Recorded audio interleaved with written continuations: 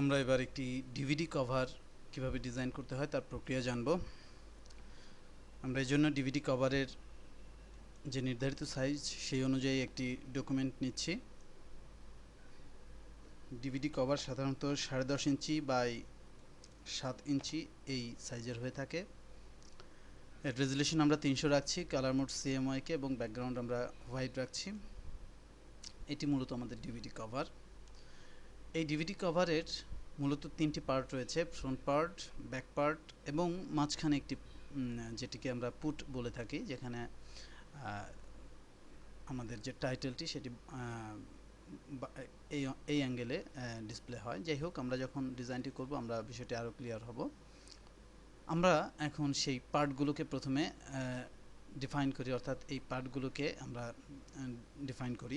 এটি দুটো পদ্ধতিতে করা যায়। আমরা চাইলে এখানে আলাদা আলাদা ব্লক তৈরি করে সেই কাজটি করতে পারি, তবে সবচেয়ে ওয়াইজ হয় আমরা যদি গাইড তৈরি করে এই কাজটি করি। গাইড তৈরির জন্য আমি প্রথমে এখানে রুলার যে অপশনসটি রয়েছে ফটোশপে সেটিকে অ্যালাইভ করি, কন্ট্রোল-R চাপলে এই রুলারটি এখানে প্রদর্শিত হবে। এবার আমরা যেহেতু এখানে 10.5 ইঞ্চির একটি আমাদের ডকুমেন্ট, আমরা যদি এর অর্ধেক করি তাহলে এটি 5.25 ইঞ্চি হয়, এবং আমরা যেহেতু পুটের জন্য 1/2 ইঞ্চি জায়গা রাখবো সেহেতু আমাদের এই 5 পর্যন্ত এর একটি ব্লক, এদিকে এর 5 পর্যন্ত একটি ব্লক এবং মাঝখানেটি 1/2 ইঞ্চি, অর্থাৎ আমি ফ্রন্টের জন্য 5 ইঞ্চি, ব্যাকের জন্য 5 ইঞ্চি এবং মাঝখানে পুটের জন্য 1/2 ইঞ্চি জায়গা আমি বরাদ্দ রাখছি। এবং এজন্য আমি এখানে এই রুলারের মধ্য থেকে পয়েন্টারটিকে ড্র্যাগ করে এনে আমি এখানে 5 ইঞ্চির উপর এনে ছেড়ে দিচ্ছি। এটি হচ্ছে এর ব্যাক সাইড। আবার আমি এখান থেকে একটি রুলার ড্র্যাগ করে 1/2 ইঞ্চিতে এনে ছেড়ে দিচ্ছি। এটি হচ্ছে এর পুট আর এটি হচ্ছে এর ফ্রন্ট। তাহলে আমার যে ডিভিডি লেআউট, আমরা এখন যদি লক্ষ্য করি দেখব যে আমরা আমাদের ডিভিডি লেআউটটা পেয়ে গেছি। এবার যেটি করতে হবে সেটি হচ্ছে আমাদের ডিভিডি লেআউটে আমাদের যে বিষয়ে আমরা ডিভিডি তৈরি করছি তার প্রাসঙ্গিক ছবি আমরা এখানে বসাতে হবে। আমি এখানে কিছু ছবি নেওয়ার চেষ্টা করছি। ধরে নিচ্ছি আমরা এই ছবিটি নিয়ে কাজ করব।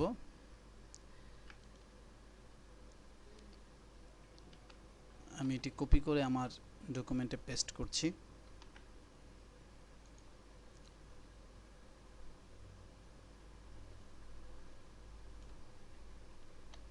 ধরে নিচ্ছি এটি ফ্লাওয়ার রিলেটেড কোনো একটি ডিভিডি বা ডিভিডি প্রকাশনা, সুতরাং আমরা এই ফ্লাওয়ারটিকে হাইলাইট করব। এখন আমরা এই ফ্লাওয়ারটিকে কোথায় বসাবো সেটি আমাদের যে ক্রিয়েটিভিটি এবং আমরা যেভাবে এটা লেআউটটা ডিজাইন করব তার উপর মূলত নির্ভর করে। ধরুন আমি লেআউটটিকে এখানে বসাচ্ছি, তাহলে এখানে আমি আমার যে ডিভিডির মূল সাবজেক্ট সেটি এখানে লিখব, টাইটেলটি এখানে দিব এবং অন্যান্য ইনফরমেশনগুলো এখানে দিব। এছাড়াও আমরা এটিকে ব্যতিক্রম কোনো অ্যারেঞ্জমেন্টে আমরা লেআউটটি ডিজাইন করতে পারি, আমরা সেটি পরবর্তীতে দেখব। আমরা এখানে যেটি করছি, সাধারণত উপরের দিকে বা নিচের দিকে কিছু ব্লক থাকে যেখানে কিছু ইনফরমেশন আমরা হাইলাইটেড ইনফরমেশন দিয়ে থাকি। আমরা এখানে এর যে কালারটি, সেই কালারটি কী নিব সেটিও আমরা এখনই চুজ করে নিচ্ছি। আমি এই ফ্লাওয়ারের এখানে একটি ডার্ক ব্লু আছে, এই বা ডার্ক গ্রিন আছে, এই ডার্ক গ্রিনটি আমি এখানে নিচ্ছি কালার হিসেবে। ঠিক একইভাবে আমি চাইলে এটি ডুপ্লিকেট করে নিচের দিকে একটি ব্লক তৈরি করতে পারি এবং এই ব্লকের উপর ইমেজটিকে বসাতে পারি। অথবা আমি যদি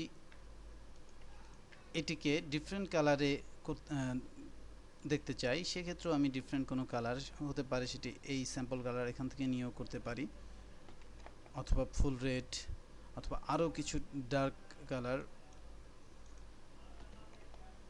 এভাবে আমি সেটি করতে পারি। এবং এই কালারটি আমি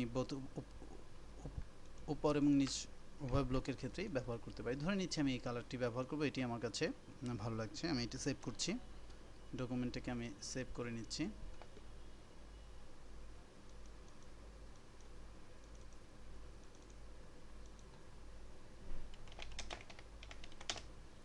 ডিভিডি কভার নামে এটি সেভ করছি।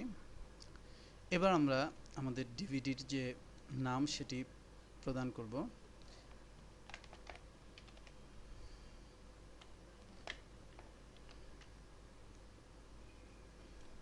ডিভিডিটির টাইটেল হচ্ছে দ্য হিস্টোরি অফ ফ্লাওয়ার্স।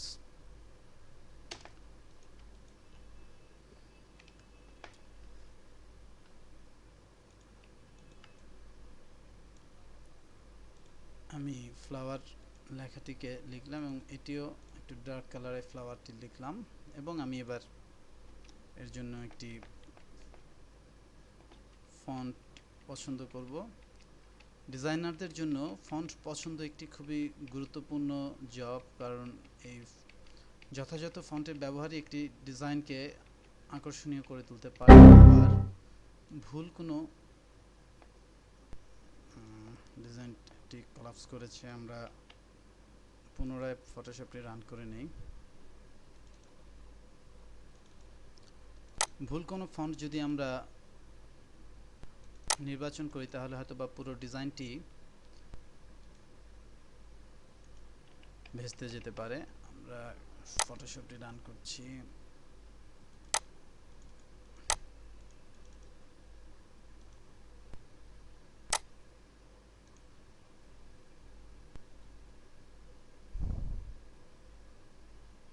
যেহেতু আমার ডিজাইনটি একটি পর্যায় পর্যন্ত সেভ করা ছিল, আমরা সেখান থেকে ডিজাইনটিকে ওপেন করে নেই। আমি আবার পুনরায় ফ্লাওয়ার্সটি লিখছি এবং এটিকে সেম কালারে নিচ্ছি এবং এটি এখানে অ্যাকচুয়ালি ফন্টের কোনো সমস্যা এই ফটোশপে থাকতে পারে, যার ফলে এটি ফন্ট নির্বাচনের সময় এটি এক্সিট করছে। আমরা এখানে যার ফলে আমরা আপাতত একটি সিম্পল ফন্ট এরিয়াল ব্ল্যাক নিয়ে কাজ করছি। আপনি আপনার সিস্টেমের অন্য যে কোনো ভালো ফন্ট আপনি পছন্দ করে আপনি কাজটি করতে পারেন। আমি এখানে ফ্লাওয়ার্স বসাচ্ছি, ফ্লাওয়ার্স লেখাটা লিখছি। এবার আমি এখানে আরেকটি টাইটেল লিখছি, দ্য হিস্টোরি অফ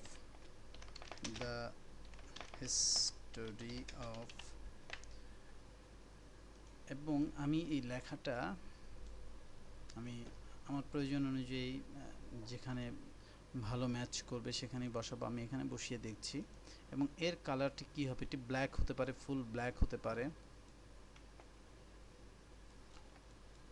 এভাবে হতে পারে, অথবা আমি ডার্ক গ্রিন আমি করে দিতে পারি বা এই ধরনের গ্রিন করে দিই। দ্য হিস্টোরি অফ ফ্লাওয়ার্স আমি এভাবে করে দিতে পারি, অথবা আমি যদি দ্য হিস্টোরি অফ এটি হাইলাইট করতে চাই তাহলে এটিকে আমি বড় করে নিতে পারি।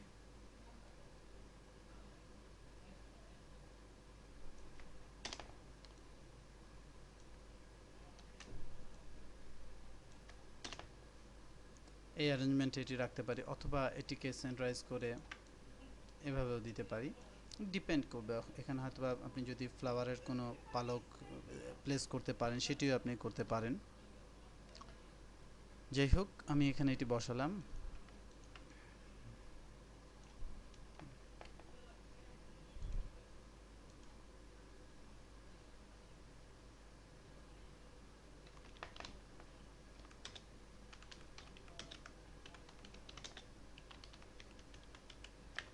এখানে আমি একটি ট্যাগ লাইন বা স্লোগান লাইন বসালাম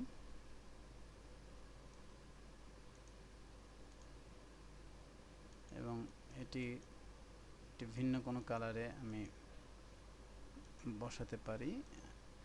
কালার স্কিম একটি ফ্যাক্ট এবং আপনারা লক্ষ্য করছেন কিভাবে আমি মূল অবজেক্ট থেকে কালারগুলোকে নিয়ে প্রাসঙ্গিক কালার তৈরি করে ফেলছি। এটি একটি গুরুত্বপূর্ণ বিষয়। যারা অনেকদিন থেকে ডিজাইনে কাজ করেন তারা জানেন যে যথাযথ কালার কিভাবে নির্বাচন করতে হয়। এবার আমি উপরে একটি সাদা ব্লকে আমি হাইলাইটেড কোনো টেক্সট যেটি থাকে সাধারণত ডিবিতে সেটি ইনপুট করছি।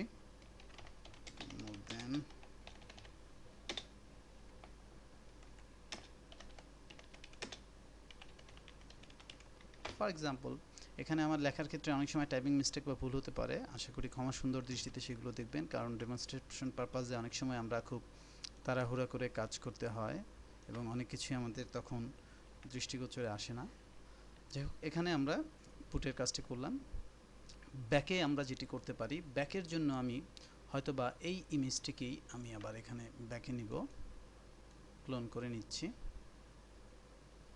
এবং এই ইমেজটি অনেকটা আমি হালকা করে দিব। এটি হতে পারে, অথবা ভিন্ন কোনো ইমেজও নিয়ে কাজ করতে পারি। এবং এখানে যেহেতু এর একটি ডিরেক্ট কাট রয়েছে, এটিকে একটি মাস্ক লেয়ার নিয়ে এই ডিরেক্ট কাটটিকে কিছুটা ফিনিশ করে দেওয়াটা ওয়াইজ হবে। এবং আমি এটার ট্রান্সপারেন্সিটা, অপাসিটিটা আমি একটু কমিয়ে নিচ্ছি। এবার এর উপরে পেছনে কোনো কন্টেন্টস যদি আমাদের দিতে হয়, সেই কন্টেন্টস আমরা পেস্ট করতে পারি। আমি এখানে একটি ডামি টেক্সট কপি করে পেস্ট করছি, যাতে করে আপনাদের বুঝতে সহজ হয়। আমি জাস্ট ডেমনস্ট্রেশনের জন্য এই কাজটি করছি। আপনারা আপনাদের সঠিক যে টেক্সট সেটি ইনপুট করে নেবেন এবং আমি এর ফন্ট সাইজ 10 করে দিচ্ছি এবং এর অ্যালাইনমেন্ট অবশ্যই জাস্টিফাইড করে দিব। এটি লক্ষ্য করুন, দু সাইড এখন সমান, এটি দেখতে খুব সুন্দর লাগছে। এর কালার যদি ফন্ট খুব ছোট ছোট হয় তাহলে ব্ল্যাকে রাখাটাই ওয়াইজ হবে, বা সিঙ্গেল যে কোনো কালার, ব্ল্যাকই সাধারণত সবচেয়ে ভালো ফোটে বর্ণনার ক্ষেত্রে। লক্ষ্য করুন, চমৎকার ফুটেছে। এখানে আপনি অ্যাবাউট দ্য অথর বা এই ধরনের কোনো অবজেক্ট রাখতে পারেন। আমি এখানকার জন্য যে কালারটিকে পিক করব সেটিও মূলত আমাদের যে ইমেজ কালার রয়েছে তার সাথে যেন কিছুটা ম্যাচ করে, সেই ধরনের কোনো কালার আমরা এখান থেকে পিক করতে পারি।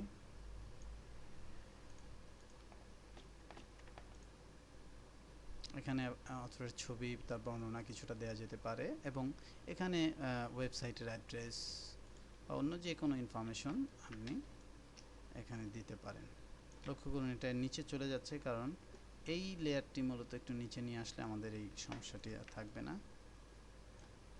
এখানে আপনি হয়তোবা অ্যাড্রেসটি দিচ্ছেন www.flowers.com। আমি একটি ইমেল অ্যাড্রেস দিয়ে দিচ্ছি, ওয়েবসাইটের অ্যাড্রেস এখানে দিয়ে দিচ্ছি।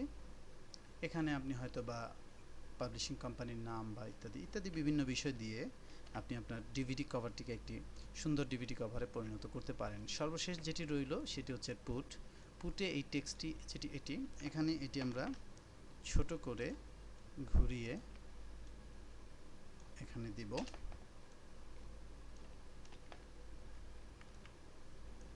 এখানে পাবলিকেশনস যে প্রতিষ্ঠানটি আছে তার লোগো আমরা বসাতে পারি।